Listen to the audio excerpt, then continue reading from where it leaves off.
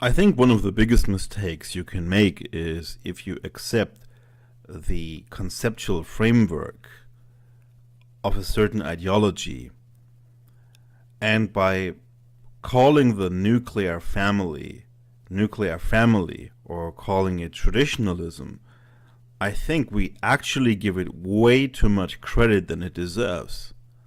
The nuclear family, as we have demonstrated now repeatedly, is not really traditional. It is, in this isolated form, a quite recent occurrence, and for that matter, a family structure that has disintegrated within 2 or 3 generations, if not less. So instead of basically accepting the frameworks that are set by either feminists or tradcons, we should do an analysis of our own, and we should develop a conceptual framework of our own. So with regards to the nuclear family, or quote-unquote traditionalism, we have to look at the problems that it has, and why is it now in danger? Why is traditionalism now essentially coming undone? Now, if you look at the classical anti-feminist traditionalist explanation, the history of the nuclear family is this. People have been living in nuclear families since the age of the Flintstones, and backed by a strong government with conservative values, everything was going well and there were literally no divorces. Then somewhere in the early 60s, mid-60s, comes along feminism. And feminism indoctrinates young people, and it makes women burn their bras. And this, of course, is all facilitated by some grand conspiracy of sorts. And that kicks off the divorce revolution. And that basically means the end of men and the emasculation of Western civilization. Now, that is basically the traditionalist interpretation of the history of the nuclear family. Now, of course, it's not very difficult to understand that this is a very simple interpretation, a very simple theory of what happened to the nuclear family. At the very essence is, housewives were happily married. Along came feminism, which somehow dropped from the sky and manipulated these, inherently benevolent and loving housewives into leaving their husbands. Now, the reality, of course, is way more complex than that, as we shall see. The reality is that the cracks in the nuclear family appear essentially with its inception. We can safely say that, for instance, in a country like the US, the nuclear family as an isolated couple becomes the dominant form of family formation by the late 19th century. Then, due to industrialization and capitalist development, the extended family was not anymore the, let's say, center of family life. It did not anymore provide people with employment, goods, and services. That was now done by an anonymous market. And so we see that the divorce rates are already rising in the late 19th century. And by the 1950s already, we see a divorce rate of 20 to 25%.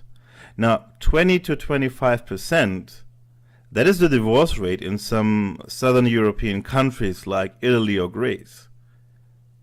And that was already in America in the 1950s. So if you are honestly talking about stable families, a family that fails at basically a fifth or a quarter, that is not a stable family. That is already a massively unstable arrangement. And that, of course, is something that tradcons don't want to talk about. And of course, the divorce rates then go up to in the direction of 50% roughly, and that's where they then tend to level out and stabilize. And at the same time, as the divorce rate remains resilient around the 50% mark, the marriage rates drop. And this basically is now in a very condensed form what really happened with the nuclear family. Now, as we see that the cracks appeared presumably way earlier than the 1960s, and probably also way earlier than the 1950s, the question is then, what is the reality of this so-called nuclear family then? Why is it so prone to disintegrate, and to disintegrate so fast, so quickly? What is the dynamic in this relationship between man and women? Now, of course, it is very difficult because nobody has really done studies on that. And if studies were done, very often they were somehow ideologically twisted. They were either focusing on domestic abuse, and usually then supporting a feminist narrative that the nuclear family was basically a prison for women where they faced constant abuse. And the other one, of course, is the traditionalist dogma that housewives were, of course, happier than career women. Now, there was, of course, a study which is highly interesting from the 1930s, which tried to shed some light. What happens if during a crisis? What happens with men, women, and their children? And this study is called The Unemployed Man and His Family by Mira Komarovsky. You can find the source on the internet and read it for yourself, essentially, but I'm just summing up the essence here. So, as we all know, in the 1930s, America was facing the Great Depression with extremely high unemployment. If I remember correctly, unemployment rates were around 30%. And as a result, the government wanted to look into the families in order to understand what is the effect of such a depression with men being unemployed for a long time on these particular families. And what they found out was quite interesting. They found out that in almost a quarter of all families, the husband had basically lost completely his authority over the wife. I'm quoting from the study. Unemployment crystallized the inferior status of the husband. In families illustrating this pattern, the woman dominated the family prior to the depression. Furthermore, she neither loved nor respected the husband. Now, this is very interesting. In families illustrating this pattern, the woman dominated the family prior to the depression. So that means that already a quarter of all American families prior to 1929 were basically loveless marriages where the women resented their husbands. And when these husbands became unemployed, they let them feel this every single day. So far goes the first bit of information that we have. The second bit of information is also quite interesting. In almost a fifth of all cases, the father, and remember this is the 1930s where basically a father could discipline his children with a belt. The father lost complete authority over the children. I'm quoting from the study. One father put it this way: now that I'm at home all day, I get irritated with the children, and they feel that I have become a nag. When I used to work, I would ask my wife in the evening, were Johnny and Willie good boys today? And then I would either punish or reward them. And that's how it should be. Now this is very interesting. A man who was basically in charge of rewarding or punishing the children, although on behest of his wife.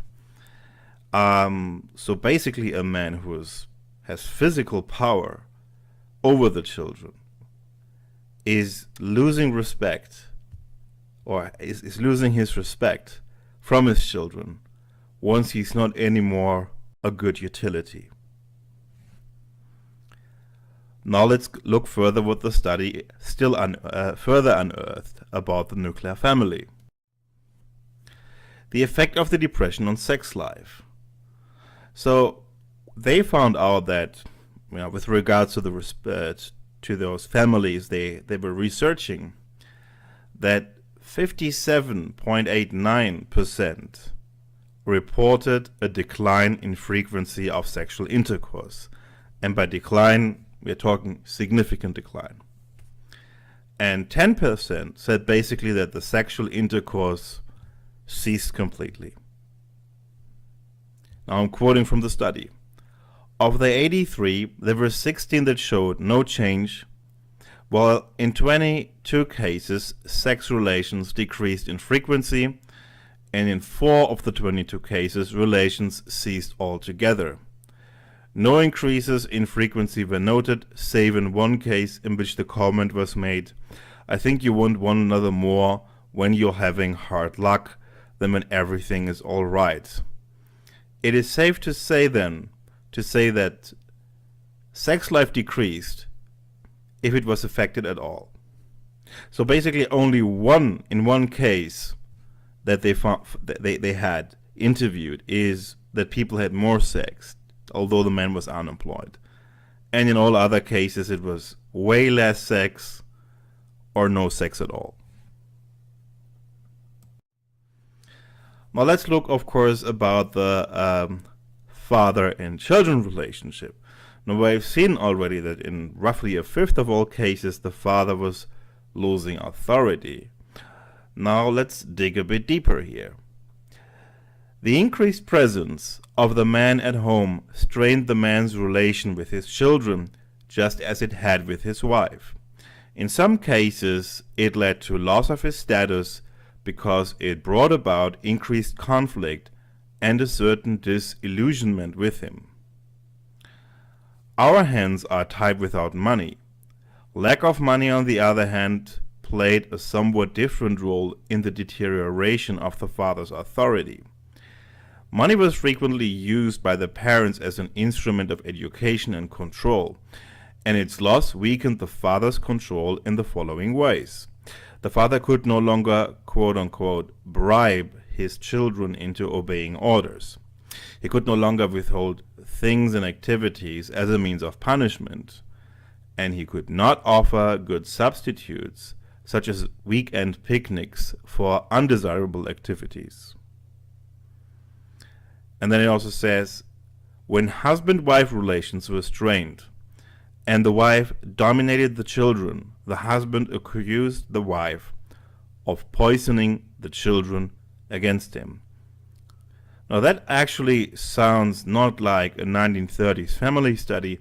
That sounds like basically a contemporary study about the divorce court. Now these families are not divorcing. These couples are not divorcing. But the way they live, they better would get divorced, to be honest.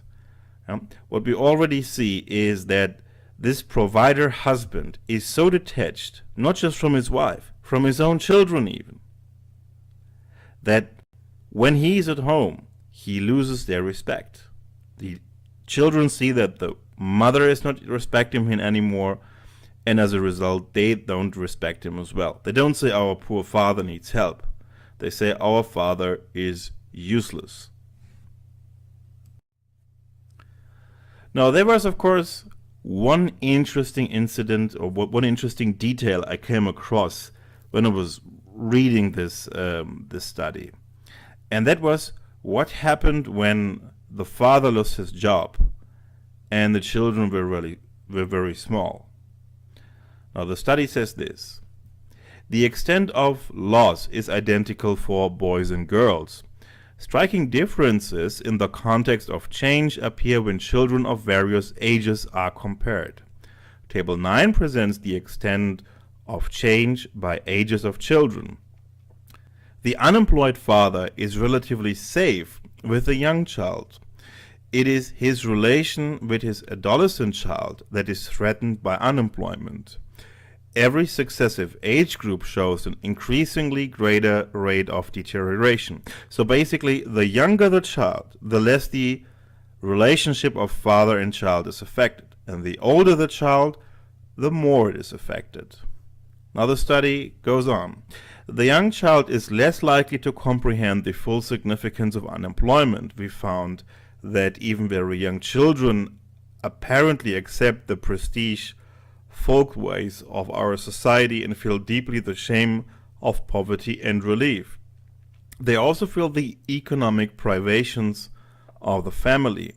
Nevertheless, the father's unemployment does not disturb their lives to that extent that it does the lives of the older children. Their needs are fewer, their horizon is more circumscribed by the family, and they are less sensitive to the family's loss of social prestige.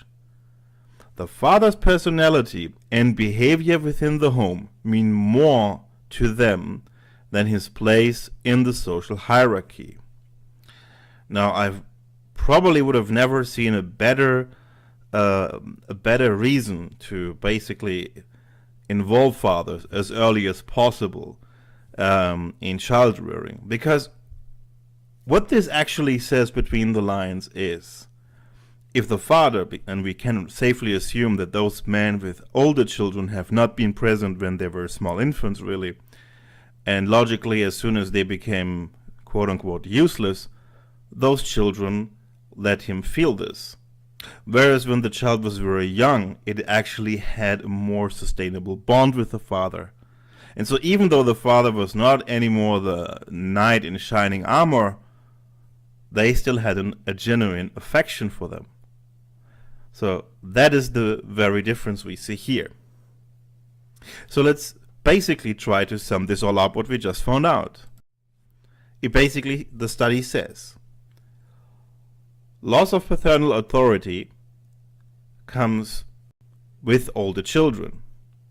But interestingly, unemployment means that you gain, or when you basically can spend time, but back then they didn't have parenting leave, but gain of paternal authority with younger children.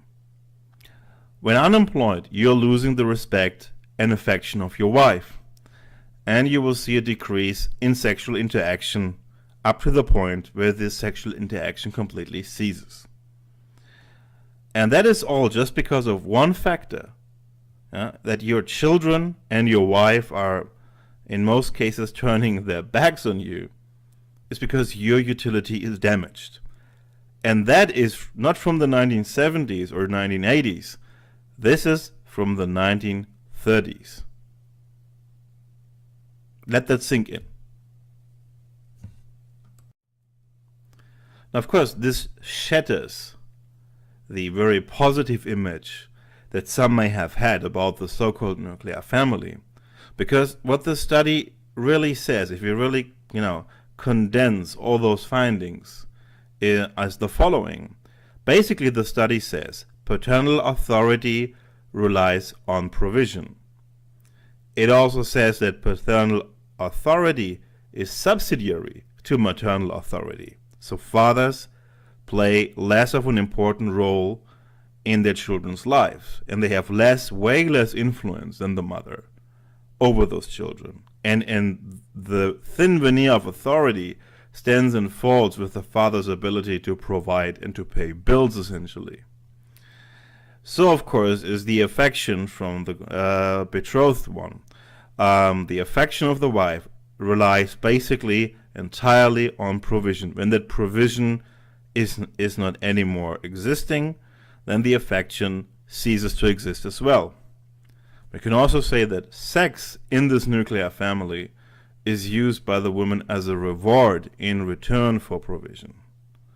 So this male utility really then is the glue of the nuclear family. And when that glue isn't there anymore, the first cracks start to appear. Now, of course, that basically contradicts, I think, the general notion of what, let's say, the nuclear family in its more earlier stages actually was. And we can safely say that this, so-called Tradcon family basically has a massive cognitive dissonance between expectation of what it should be and reality of what it actually was. The expectation is that some people even have the nerve to call this particular family unit a patriarchy, that, so to speak, the man is in charge and the wife is at his service, and the children are, of course, under his complete control and authority. But the reality, as this study has proven to us, shows that actually the woman is the boss. And he has to buy access to the woman and the children. And if he fails to meet their demands, he will get excluded. Maybe in the 1930s he didn't really get divorced, because sometimes also for legal reasons a divorce was hard to obtain. Other than there was, of course, social shame, but actually social shame doesn't really do a lot. But the reality was that if he could not pay bills, his own children and his wife would basically tell him to drop dead. Now, of course, this particular nuclear family, as it often is called traditionalism, has nothing to do with tradition. The traditional family is the traditional extended family. That is the family. And in this traditional extended family, there are completely different dynamics. There are, of course, monogamous married couples that make up the parts of this extended family, but the extended family is way more than the sum of its parts. The dynamics in the whole clan are way different. In the extended family, the power and authority rests usually with the older generations, old men and old women. They are basically the ones who steer and guide the family unit organism. And the younger ones are those who are indebted to their parents and grandparents and who are at their service. This is a completely different way of the dynamic in the individual couple. In that traditional extended family, also women do way more work, also outside the house, at least work that is way more harder than, let's say, the homemaker's work between the refrigerator and the oven. And that is what we can term a traditional family. But the nuclear family, by those means, is not traditional, as the next graph will illustrate. Now, the extended family basically is the backbone, let's say, since time immemorial, if you wish. No, not really. The traditional extended family as we know it, with monogamous subfamilies, basically emerges in late antiquity and in early medieval times, and continues up to the 19th century. And by the late 19th century, in the industrialized parts of the world, the extended family unravels itself. Why? Because the extended family is an economic organism. Within this economic organism, goods and services within the extended family are produced and exchanged for family members. The old they don't have a pension, but they live from the labor from the younger generations. The younger generations, on the other hand, receive certain things like investments, loans, money, but also support work, like, for instance, caregiving from the older ones. Employment happens usually within the extended family. You would work for your father, or with your father, or with brothers, or for an uncle, or for an aunt, or something like that. So the extended family in that sense is basically a completely sealed organism in which basically most of human activity takes place. Now, with the emergence of a modern capitalist society, that changes, of course, because capitalism starts to produce better and cheaper goods and services than the extended family with a sustenance culture, with a sustenance economy actually can provide. and as a result, the extended family breaks down. It's a bit resembling a nuclear decay, where you have one element that splits into several other elements, and those split again. And this is actually what happens, and this is actually why the term nuclear family is actually quite correct. Because like in the model of nuclear decay, the nuclear family is the decay product of the extended family, and capitalism is the machine that drives the decay. Now, of course, it doesn't stop there, because, as we have discussed, opportunity costs rise with the rising GDP, and these opportunity costs break the neck of the nuclear family at some point, and then break it down into the individuals, what we have today. Now, that process, as you see, takes place from the late 19th century, and already the nuclear family is starting to disintegrate almost by the 1920s. And then by the 1960s, 70s, that decay is basically quite apparent. So the nuclear family then can be seen as a facade that has no substance behind it. And if it wasn't for a legal and political framework that basically serves as a strengthening beam to prevent this facade from collapsing, probably by now the nuclear family would have been already a thing for the history books. The nuclear family, under modern capitalist conditions, cannot stand on its own. It is not even a standalone family, as we said. It used to be a part of an extended family. But with the extended framework gone, the nuclear family is, of course, exposed to the capitalist reality. And as we discovered the mechanism of the opportunity cost, it cannot fight against growth. It cannot fight against progress. It cannot fight against capitalist development, and hence breaks apart. And all the subsidies, like tax breaks and cheap loans, etc., were designed to offset those opportunity costs. And those things are actually introduced as early as the 1920s. This is the problem with the nuclear family. It is inherently so unstable that it requires more and more government intervention, which is actually quite ironic, because usually the fan base of the nuclear family also happens to be right-wing or libertarian, and very often waffles on about government intervention should be reduced to a minimum. But the reality is that a good deal of big government and money redistribution is because it was an attempt to save the nuclear family. Now, of course, the idea was behind all of it, or at least the ideology was, that the nuclear family is based on companionship and love and dedication and complementary mutual support. And the reality, of course, is that the nuclear family is a constant tug of war between men and women, between husbands and wives. And in this tug of war, they are constantly renegotiating who gets what money and who has what rights. This is why the nuclear family has been probably the family which has undergone, in a relatively short period of time, massive legal changes. From no divorce at all to fault divorce. From fault divorce and then later the tender years doctrine to no fault divorce, alimony, child support enforcement. Then later on we see alimony gets reduced, child support gets reduced, shared parenting gets introduced. So I think if you would look at family laws and customs in most cultures preceding capitalism, you would have maybe a minor reform in a century, if a reform at all. But here we have basically a reform every 5 or 10 years, some of them massive game changers, or at least massive catalysts.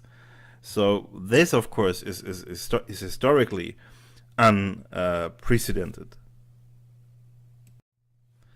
So no matter how many people will tell you how important the nuclear family is, and how normal or how much of a human condition it is, and how much women dream about husbands and men dream about wives, the reality is it is not. The nuclear family is a quite recent occurrence. It is a product of decay from the extended family, which in of itself had a history. Yes, indeed. The extended family existed for, let's say, roughly 2,000 years, probably a bit less, but let's say, be generous, 2,000 years. And then unravels itself with the occurrence of capitalist development. And the same forces, the same engine that drives apart the extended family also drives apart the nuclear family. Our ancestors in primeval history have not lived, of course, unlike the Flintstones, according to the codex of the nuclear family. Now, for men in this nuclear family, the situation is particularly pitiful. The man essentially is between a rock and a hard place, between an entitled and at times abusive wife and children that are completely detached from him and that only see him as a distant bill payer that he really is. And if this wasn't bad enough, he's subjected to a legal framework which will de facto completely shut him off from his kids and completely separate him from his own income and wealth and impoverish him in some places still until the wife dies. Lifetime alimony is indeed, in some states in the US and in some countries in Europe, still a legal institute. It's still a legal entitlement for wives. And that high conflict, inherently unstable, and completely defect setup is, according to the Tradcon propaganda, supposed to be the best environment for raising happy children. Now I really wonder, what are these people actually drinking to come to such conclusions? Such a conflicted environment with entitlement, with abuse, with constant conflict and squabbling is not a healthy environment for raising children. And the reality is that, and other MGTOWs have said that before, I think most notably Barbarossa himself, the children coming out of these defect families are very often defect themselves. And they are in no means brought up and prepared for real life in a good manner. I mean, just look at it doesn't matter if you have like crazy alt-right people or social justice warriors. Most of them came out of such defect nuclear families. And both are people who have a steady conflict with reality. Kind of like their parents. So, I think it's time to say the following now. The nuclear family is not a family at all, because it doesn't even exist long enough in order to form institutions of its own. It is subject to institutional change. It is driven by institutional change. It doesn't drive institutional change. It is a product of decay from what was once a family, which is called the extended family. And that is really all it is. And with the word family, the reality of this nuclear family is as close to what family was and should be as is plastic to leather. Now you can create artificial leather, you can create plastic leather, but when you scratch a bit the veneer, the thin veneer that has the optics of real leather, you immediately see it's not the real thing. And that is actually the case with the nuclear family. This is why I'm going to call it in the future the plastic family or plastic traditionalism, because it's fake, because it's not a family. The extended family, now that was a family. The extended family erected institutions of its own that basically went through centuries and millennia. And if you would even consider that even before we had monogamy, we already had extended families with brothers and uncles and grandfathers and whatnot and aunts and large family networks that would work together, then we could even say that the extended family, although in a different form, was even predating monogamy. And then stretches way back to what we can really call them the beginnings of civilization. But no matter how you define and redefine and put it, and whatever family is, but this unstable arrangement of one isolated man and one isolated woman that is divorce prone, between, let's say, 50 to 70% divorce rates, that even if it doesn't get divorced, inherently lies on a cold, hard exchange of resources, and its reality has very little to do with emotion and companionship, and the defect children that it usually brings about.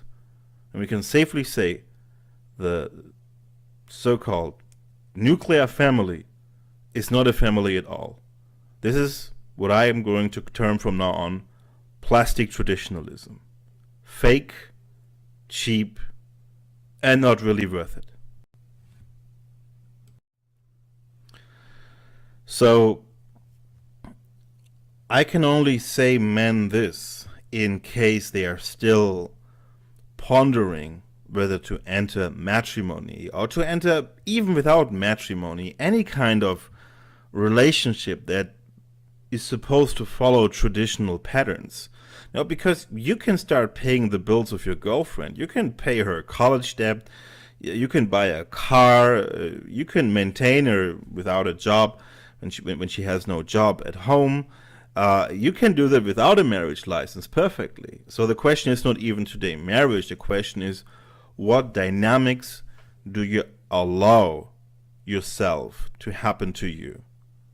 And in that respect, my best advice can only be to avoid anything that resembles this bribery, where men have to bribe women and even their own children that they have with these women into pretending to like them, and even into pretending that they have some sort of authority. And that's usually the cheap talk we get from these housewives. I'm a submissive wife and I don't want to work. No, you're not a submissive wife. You are just basically double-crossing your husband. And the day he is not anymore, useful, he will be discarded. It's these plastic traditionalist women that discard men. Feminists support these women, there's no doubt. But most feminists don't even get married. That's the point. The divorce and all these nasty things, this is done by these plastic traditionalist women who, after having 20 boyfriends, are ready to settle down, and after a couple of years will probably have enough. Now the question is that I want to ask you is, do you want to be this man? Do you want to be this man who will stand up one day and understand that he has lost the best years and many opportunities? And by opportunities I don't mean other women, by opportunities I mean travel, by opportunities I mean job offers, by opportunities I mean continuing education. That he has lost all these opportunities for a fake plastic product that tries to mimic and resemble the original, but couldn't be further from it. This is all I have to say. Thanks for listening.